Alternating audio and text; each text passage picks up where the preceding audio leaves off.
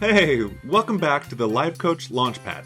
My name's BJ, and I'm here every week talking to you about all the online business things that, as it turns out, need to happen in order to have a successful life coaching business. I'm a business coach. I love to help life coaches make more money, get more clients, have more fun, and to do what they love to do, what they're meant to do, and that's coaching. So, let's dive right in. This is the second part of a three-part series that is the outside business forces that can affect a coaching business. I've been coaching and doing done-for-you services for life coaches now for about 5 years.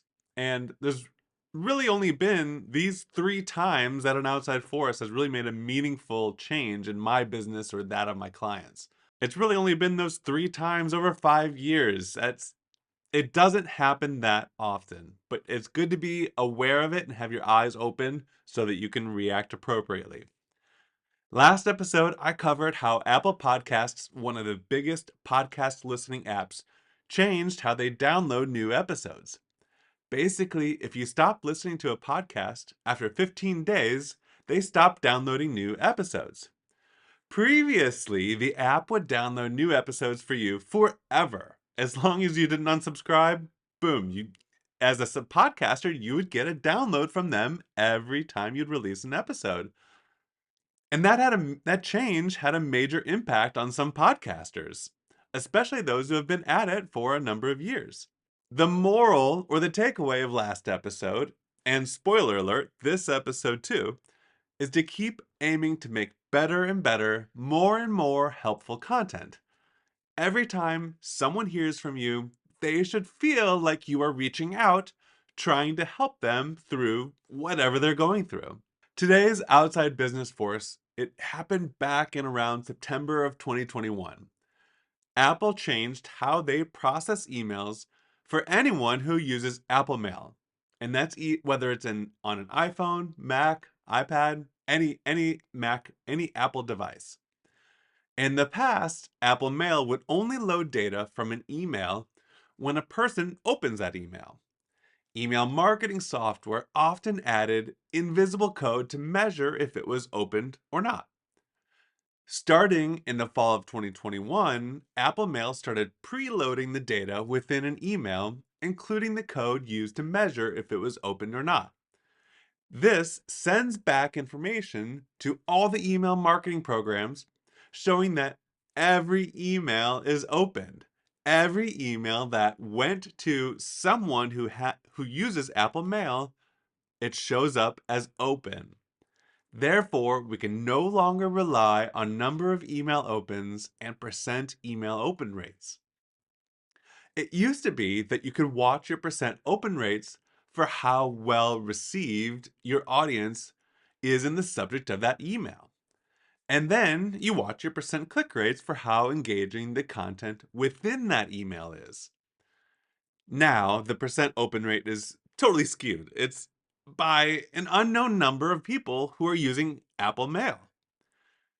I mean, you could probably find the number of people on your email list who have opened 100% every single email, and they are likely Apple Mail users. They could be really big fans, but most likely they're going to be Apple users. But it really doesn't tell you how many people within that category are actually opening your emails. So it really doesn't help you. You can definitely and should still look at your percent opens because you can still use that number relative to what it was the week and weeks before. You'll see small bumps up and drops down as your audience chooses which emails look more enticing to open. That's actually very good to pay attention to. That is we're still using percent open. We're just using it relative to other emails around that time frame. Beyond that, click rate is still the best metric to measure how engaging the actual email itself was. That hasn't changed. The goal of the subject is to get them to open the email. The goal of the body is to get them to perform the call to action. That hasn't changed.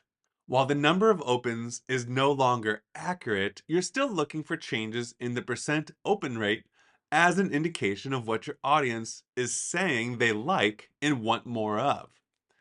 When you see an email that has a higher open rate than other emails around that time frame, that's a great indicator of what to do more of. Out of the last 5 years of being a coach, I've really only seen these three impactful changes to online business. And this is the oldest one. It happened almost 3 years ago. And that comes out to be about, I mean, for the last 3 years, it's about one per year. This one, just like the others, really is neither good news nor bad news for you as a coach. It affects everyone equally. You can still look at the open rate compared to other emails to get a sense of what your audience likes.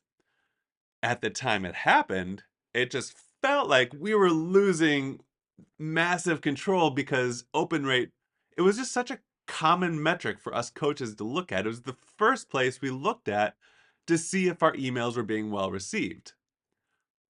If you have a question about the performance of your email marketing, you can always email me at bj@bjbutler.com.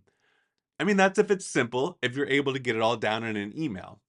If you want to go deeper to get my opinion on what something means and what to do about it, set up a free mini session with me on my website, bjbutler.com. I'll talk to you next week with a third and final outside business force that I'm currently working through with a client. I'll see you then.